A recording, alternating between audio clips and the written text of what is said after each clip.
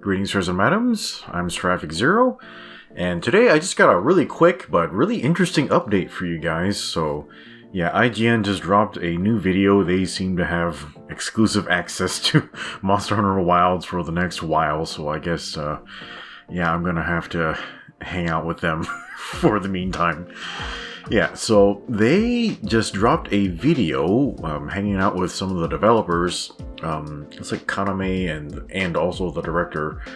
So they are discussing basically making food look really tasty in Monster Hunter, and like kind of how they were handling this in Monster Hunter Wilds. So they were saying that this all kind of started with Monster Hunter World, and they're like, hey, we kind of wanted our food to look really tasty like an anime, and, people don't really do this in video games, so that was something they really worked hard on in Monster Hunter World, and going forward from there, of course, we had the step back in Rise and, I guess, Generations with all the Dongo and the colored spheres and stuff.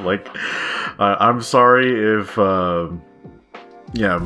Minoto and Hanoa, they were all about that Dongo, but man, if they could, that just did not look as appetizing as, real food. But yeah, this interview, it's really silly, but you can tell the devs are very, very passionate about what they're doing, and making food look good like this is actually really challenging art-wise, because yeah, there's just so much about food that's sensory, and it's hard to get all of that to come across.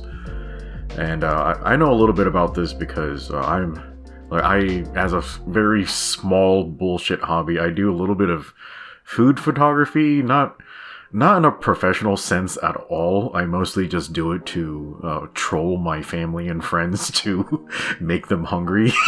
Yes, I am a terrible person. But yeah, there's actually kind of a lot that goes into making your food look tasty. Do you have good lighting? Do you have a good angle? What colors are on your plate? Is your plating good?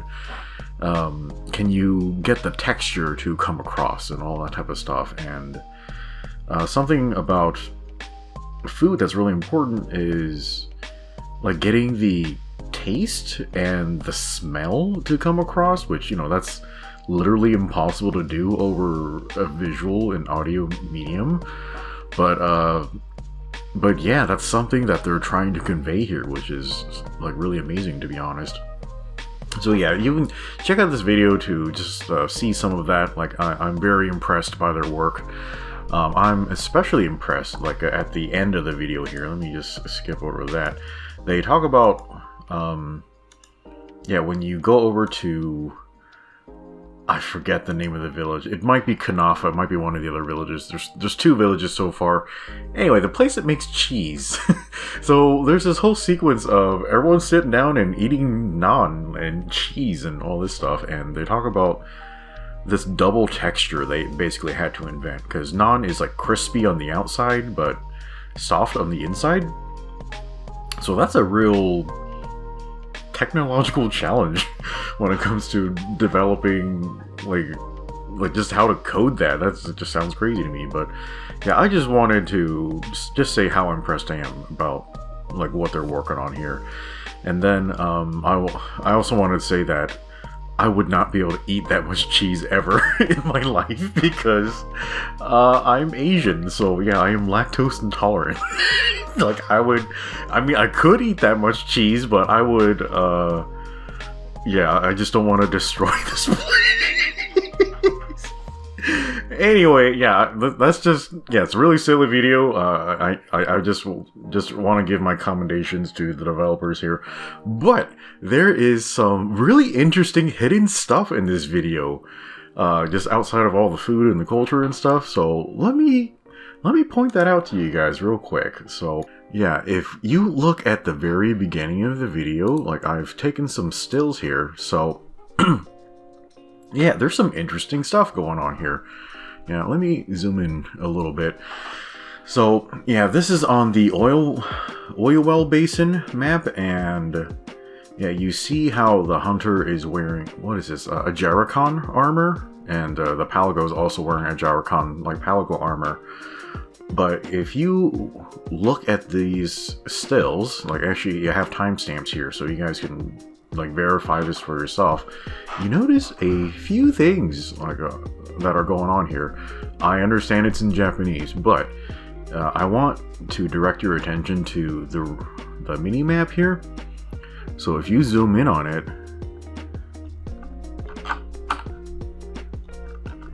you can see some animals on the map. So this is a Rathian, which I think, I mean, Rathian's basically in every Monster Hunter game, like, so we can kind of assume she was gonna be there. But yeah, there's definite proof for sure there's a Rathian. Like, we already know Rathalos is around. But yeah, here's your definite proof of Rathian. And then another screenshot. And similarly, if we zoom in on the icons down here, this is a monster that was previously not announced at all. This appears to be an icon for a Gravios. I cannot zoom in anymore on my browser. Yeah, so this is a Gravios.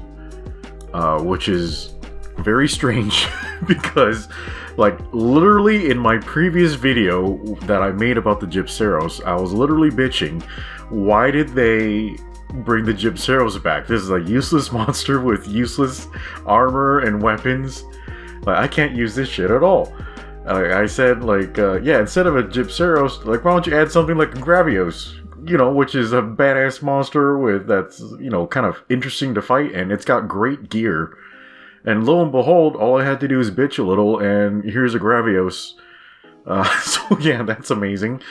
Yeah, so the Gravios is this huge flying wyvern. It's gigantic. It's got really tough armor and AoE attacks and beam attacks and shit. Like, it's quite a marvel to behold.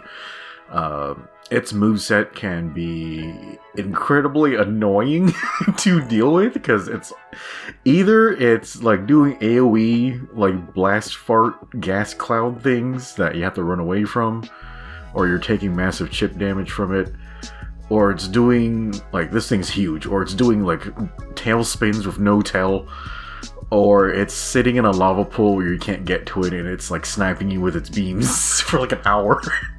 God.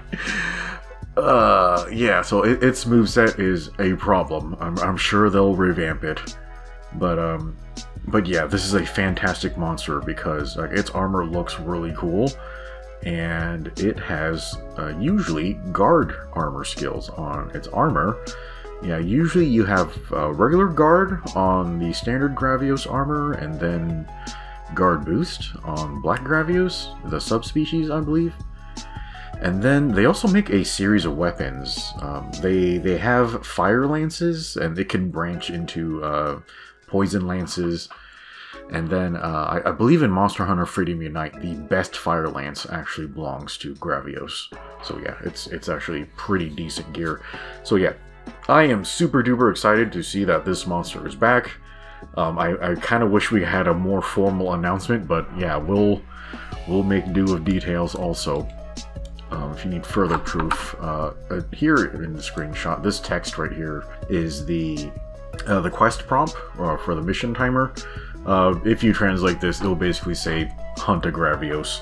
So yeah, like yeah, this is an actual hunt, like, for the Gravios. But yeah, I am super duper excited to have this monster back. Yeah, my friend Salty's been asking for it for like 2 or 3, 4 games now. And yeah, I believe the last game it was in was actually Monster Hunter Generations Ultimate. So yeah, I guess we can hop back into that and record a hunt for that for you guys on the next one. But yeah, I think that might have been all that we've caught from that IGN video. But yeah, I am incredibly excited for this. Yeah, you know what? While I have these predictive powers to just kind of manifest whatever the fuck I want, what else do we want?